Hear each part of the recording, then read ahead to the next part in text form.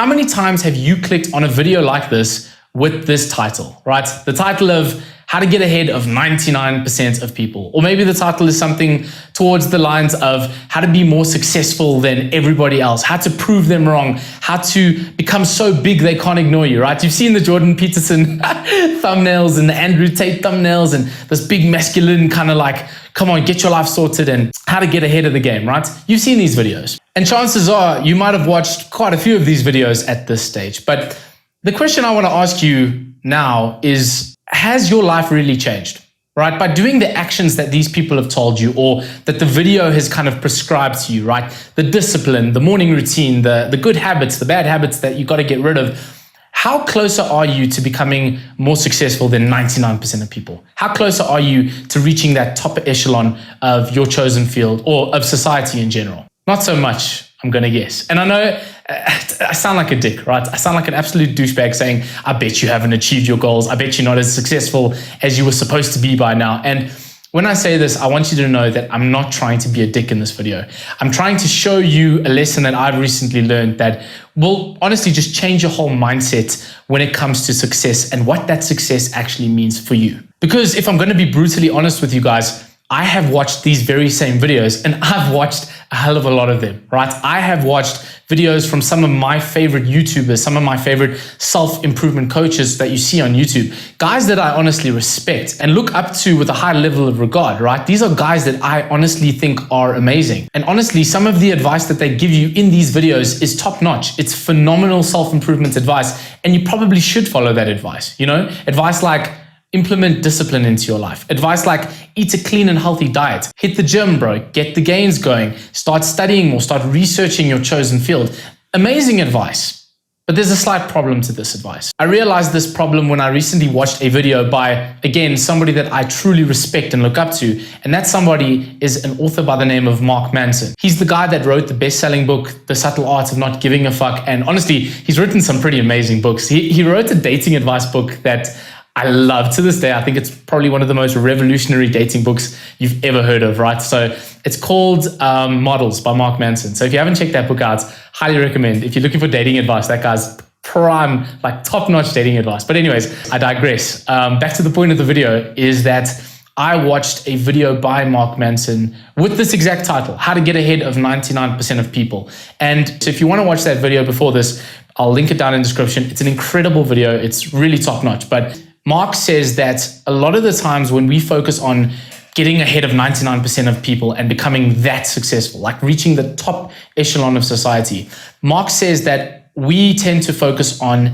action. We as self-improvement practitioners or even self-improvement coaches tend to focus a lot of our efforts on the action or the implementation of getting towards the dreams that we have and the goals that we set. So we tend to focus on things like morning routine, right? We optimize every aspect of our lives so that we can be successful. We go to bed at the right times, we eat healthy food, we hit the gym, we study, we work hard, we are disciplined, we do the work, right? We do all the things that we're taught to do on every self-improvement channel. And that is pretty much work hard and you will be successful. But unfortunately for us, Mark's a bit of a pessimist and he likes to point out the fact that when it comes to the success game of being truly exceptional in any field, you notice that a lot of these very successful and famous people didn't have these disciplined morning routines and they didn't spend every second of their day like counting out their calories and really being disciplined and doing everything perfectly right. They didn't go on monk mode. He used that as an example of the fact that you think these famous rock stars are like not sleeping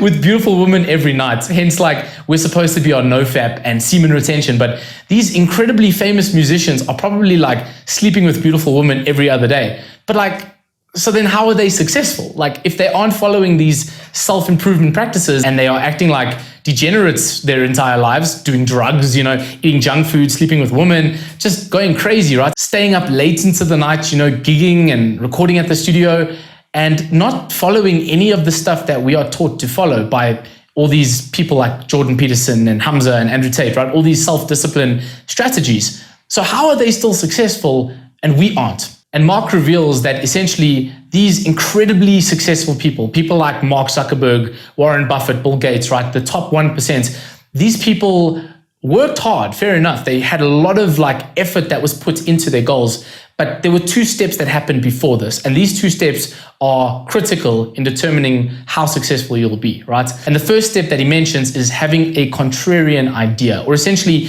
an idea that is so unique and crazy, but it's going to change the world, right? So for example, look at Steve Jobs, right? He was the first person arguably to have thought, you know what? We need to have a phone without any buttons. And at the time, people were like, bro, you're crazy. Like, how can a phone operate with no buttons? But he's the guy that had the idea. And as a result, he made that idea happen, hence the hard work. And that idea made him a multi-millionaire / billionaire. I don't even know his net worth, but it made him truly successful, the 1%, because he had a unique idea. But more importantly than that, and this is step 2 that Mark talks about, he was correct about that idea, right? He thought there is going to be a world where we all have these MacBooks on our desk one day. Everybody's going to be online on a computer, and we're going to have smartphones that have no buttons. And he was right. Right? This is an important part of the equation, because not only do you have to have an incredibly unique idea that could change the world, but you have to be brave enough to be right about that idea. Because you bet your asses that there are guys out there that have had crazy, like batshit crazy ideas, but those ideas were absolutely like batshit crazy. They were wrong. And as a result, obviously those people weren't successful. So to sum it up, Mark says that you need a unique idea. You need to be right about that idea. And thirdly, you need to take massive action towards that idea. And what we get wrong when it comes to self-improvement and, working on ourselves and trying to be disciplined towards success is that we only focus on step 3. We focus on the step of hard work, of dedication, of pushing. But the problem is we may not have that idea that sets us apart from like 99% of people. And that essentially, as sad as that sounds and as depressing as it sounds now, and honestly, I felt depressed when I watched this video and I heard this for the first time, but if you don't have that idea that's going to change the world, or an idea that's going to net you a lot of money, you probably won't be as successful as 99% of people in the world. Now wait, before you click off this video, like I almost did yesterday when I watched Mark's video, I was close to doing it, I'm not going to lie, because I sat there and I thought, I've got this YouTube channel that I'm so passionate about. I have a music career that I'm trying to launch, and I'm trying to really live my passions. Like, I have one life to live, and I'm so desperately passionate about doing these creative things that I love so much. And I really hope that one day I can make these things a success, right?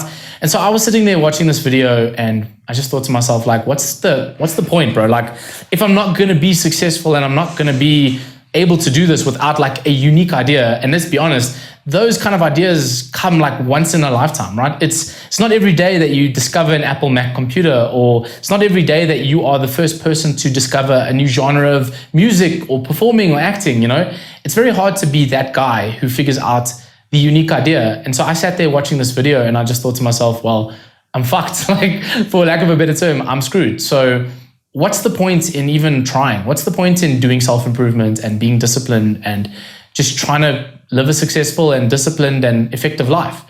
What was the point? When it comes to the solution, Mark does address this in the video, but in my opinion, he does not address this as adequately as he should, because like I said, I still left the video feeling pretty depressed. But after today, I sat down and I really thought about the message of the video and what he said. And I think I've got the answer that will prevent you from just giving up and saying, well, if my dream's too unrealistic, why chase it in the first place, right? And this is what I've come up with that I think really might help you out to combat this problem of never potentially reaching the 99% of greatness, right? Mark argues that we need to almost redefine our definition of success, because he kind of says that you don't really realize what it means to be successful and like truly successful, that you are like the top 1% of society. You don't understand the level of pressure, the level of failure that you need to go through, the level of looking like an idiot, right? If you don't have the idea that works, you've got to be prepared to look like an absolute fool a lot of your life until one hopefully clicks, right? So he argues that there's a lot of downside to actually being that successful. And he even takes it a step further and says that you don't actually need to be that successful in order to be happy. And he's right. Right? I sat and I thought, like, he's actually right. What's really important is redefining our definition of success. And I think for so many people watching this video, you may relate to the fact that maybe your dreams are so big, and that's a good thing. Don't get me wrong. I'm not saying don't dream big. All I'm saying is that your definition of success might be so warped and so incorrect and so far-fetched at this stage that it's no wonder you're unhappy with the level of progress that you've made. Because in your head, you've listened to Andrew Tate, right, saying you need to become the best and you need to conquer the world and have 20 women around you and have billions of dollars and Bugattis everywhere, right? That's what he says. And even though this is like, oh, that's a great dream to aspire to, when you haven't accomplished something as great as like Andrew Tate has, or as great as Mark Manson or anybody that you look up to has, you feel like a failure. It's natural for you to look at your life and say, well, I don't have a Bugatti. I don't have 10 Swiss models like on my arms every day of every week of every year. Like, you don't have that stuff. So I'm not successful. But this is where you are so damn wrong. The problem is that you just need to redefine your level of success. And more than that, realize that the success you want, or let me put this a different way, the success that you need to be happy isn't actually as much as you think it needs to be. Let me explain why. Let me use myself as an example, right? So when I started this YouTube channel, I naturally looked at all of the big guys for inspiration. I looked at Mr. Beast, right? I looked at guys like Andrew Tate and Hamza now, and all of these big YouTubers that have millions and millions of subscribers and so much following and so much impact. And that initially inspired me, and it should inspire you, right? Whenever you have a dream, if you look at the big guys in your field, they are there to inspire you. And it's amazing in the beginning because the sky's the limit, right? But then, as we mentioned earlier, you get to the point where you kind of realize that, okay, I might never reach that level of success, because let's be honest, it does take a little bit of luck to get there. And it also takes, like I said, that unique idea. I looked at that and I thought to myself, well, if I don't have this unique idea, I mean, I'm a self-improvement coach. Like, this has been done before. There are so many self-improvement YouTubers. I don't have this unique idea. I mean, maybe my perspective is unique, but other than that, I'm just another self-improvement YouTuber. So how am I going to become successful if I don't have the idea? Like, I should just give up now, right? Like we said before, may as well just give up and let go of my dreams, right? Wrong. Because when I sat down with myself yesterday and I thought to myself, okay, what is it that I really want out of this YouTube channel? What would I define as successful for myself? And I realized that what I truly want out of this is, firstly, to help as many people as I possibly can. That doesn't mean helping 10 million people around the world. It's just to help as many people as possible, right? Even if it's just 10 people and I really help them and this video speaks to you watching this video, then I would consider that a success, right? That's pretty great to me. But if I'm talking a little bit more ambitiously, right? I'm talking about my, let's say my financial ambition, and my ambition, which is to be financially free. I don't want to work, like many of you can probably relate to this. I don't see myself working a standard 9-to-5 job for the rest of my life. I just don't like the idea of having to go to the same place every day, working for the same boss, having to do the same boring tasks, and more importantly, having to do work that just doesn't have a meaning to this world. Because as I said earlier in the video, I have one life to live. And so I'd like to ideally not only have freedom over the choice of the things I do on a daily basis, so that I can do work that I'm actually passionate about, but on top of that, I also want that freedom. And I think so many of us out there can relate to the fact that you deeply want freedom of your own life and your own choices. And that's, even though that is still a pretty big goal, when we look at a goal like that, right, of having a successful business that you can sustain yourself on, right? Maybe it's not with millions and millions of dollars and fancy cars and big houses, but if you can get to a level where you make a business that can support you, right? That can give you the means to live a nice life, to have a decent house, to have a nice car, to be able to feed your family, right? Suddenly this dream starts to look a little bit more realistic and a hell of a lot more achievable. So coming back to the example of YouTube, for example, I realized that I don't need 10 million subscribers to be considered a success, at least in my own mind. Fair enough. You compare me to a guy like Mr. Beast or Andrew Tate, even if I had let's say 10,000 subscribers, right? And you'd say, oh, you're a failure compared to that. And you'd probably be right. But here's the thing. I'd be a success to myself, because my success lies in having that freedom over the choices that I make on a day-to-day basis and having the freedom over the kind of life that I want. And when I tell you the goals that I have currently, you're probably going to laugh at me and think, well, that's like pathetic goals, bro. But for me, these goals are inspiring because this is truly what I want. All I want, and like I said, maybe you can resonate with this message, but all I want right now that I would feel successful with is to have a business where I'm able to do meaningful work, like teaching self-improvement lessons that fund a life of freedom and a life of being able to focus on what truly matters. My health, my family, meaningful work, time to spend with loved ones, right? If I can work a job that maybe I'm not making as much as the guy with the six-figure accounting job, right? I'm not making as much as him, but honestly, for me, I'd be happy right now. Like I said, maybe it'll change one day, but right now, I'd honestly be happy with a little bachelor flat and enough salary to afford groceries and to afford the basic necessities, and maybe a little bit of money to go out once or twice a month, with friends and to do something fun. But enough money essentially, and enough finance and enough freedom to be free and to do the things that I'm passionate about and to live the one life that I have. Because like I said, for me, success is not being trapped by a job where you have to answer to somebody 24/7 and you're working 12 hours a day and 6 days a week. Like for me, that's just not successful. And like I said, I realized that I don't need 10 million subscribers on YouTube to generate an income. I need like 10,000, maybe not even 10,000, like 5,000 ride or die motherfuckers that resonate with my content and resonate with my lessons and my teachings. Those 1,000 people can finance a life for you. And like I said, it's not this fancy life, but it's a life of freedom and being able to do what I want and being able to do something meaningful and purposeful instead of sitting at a job all day, behind a desk doing crappy admin work and bullshit statistics and, reporting and stuff for some rich asshole who I don't care about, right?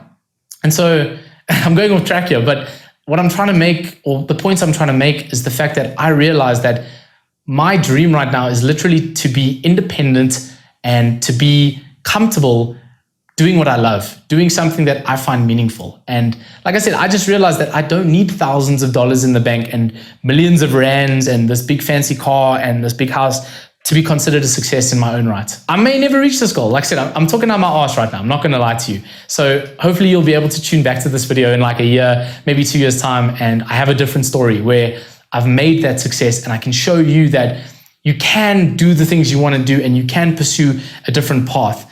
But you can only do that if you ignore what society tells you in terms of what you should be doing and what is successful, because society doesn't care about you. I want you to know that, like, society does. Oh, I'm spitting, bro. I'm getting all fired up, spitting at the camera. Essentially, I want you to realize that if you listen to society and you base your happiness on what success looks like to everybody else, you might be just shortchanging yourself. You might be cutting off your own happiness. And all I'm asking, and the points I'm trying to make in this video, I may have gone on a long tangent, but that's what these videos are for, I guess. What I'm saying is, when it comes to Mark Manson's message of success, you need to realize that you may not be as successful as the 1%. You may never reach that level, and that's just life. You may never become the top of your field who makes billions of dollars and has everything in the world. You may not be that guy. And that's unfortunately just the sad truth of life, because like I said, there's luck involved. You need an incredibly unique idea. You need to execute on that idea, and you need to be right. So there's a lot of stuff that goes into that. And honestly, it's not even in your control. What I'm trying to emphasize in Mark Manson's video, and the point that I kind of took away from it, is you don't need that level of success to be truly happy. And you'll realize that once you redefine what success looks like to you personally. Having all this money, it may give you the fancy cars and it may give you these rich and pompous friends and beautiful women and stuff. Like, it may give you some flashy stuff. And let's be honest, it's nothing wrong with having those goals. That's what I don't want you to leave this video thinking I don't need to dream big. Always dream for the highest purpose. Purpose drives you as a man, right? You need purpose. All I'm saying is redefine what that level of success would look like to you. And you may realize that you actually don't need to be as successful as you think you do in order to be happy. I don't think that that's so unrealistic. Same goes with any other dream. Music. You think you have to be Justin Bieber and Chris Brown and all these big guys, The Weeknd, to be successful. But if you can have a consistent touring basis where you have a fan base of 5,000 people that really resonate with you and pay you for your albums and will show up to your shows, and you're making a couple K a month, and you can live on that, rather than why wouldn't you do that? Why wouldn't you live that life where, sure, you may not have the fancy stuff, but it's a life that is so much more designed for your happiness. Instead of living this big life that everybody's telling you to live with the big cars and the long hours and the stressful work, fuck that, bro. Fuck it. Why not do what you want to do? And like I said, I don't want to keep on going on a tangent. Don't sacrifice your job now and just drop out of your job or drop out of uni. Be smart. All I'm saying is redefine your level of success. Realize that it's not that important for you to be ultra famous. It's actually probably better that you're not that successful. Because success, honestly, and Mark mentions this too, success honestly only amplifies your current happiness and your current problems. So if like you have a drug problem, the more successful you become, you have more drugs to have a problem with, right? But if you can find a level of success that doesn't even get you into that danger zone, but it can still support you, it can still finance you, and you can be happy with that level of success, it'll be just fine. My throat is dry. Let me stop talking shit. I hope you found this message valuable. Redefine your definition of success. You might find that you'll be a lot happier for it.